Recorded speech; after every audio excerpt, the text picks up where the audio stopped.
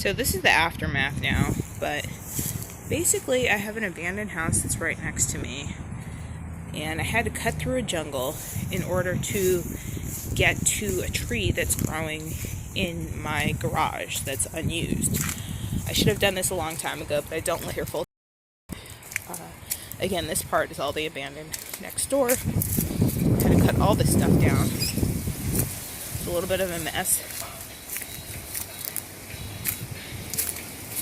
And the garage is completely on my side, and this is a little alleyway between.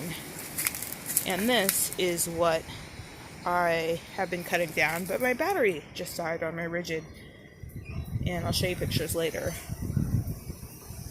But yeah, this is a mess. When I can cut it down totally, I'll take some more pictures, but it's bowing. Somebody used Portland cement. This is before I knew that shouldn't be used there. And so this part is a little bit of a mess.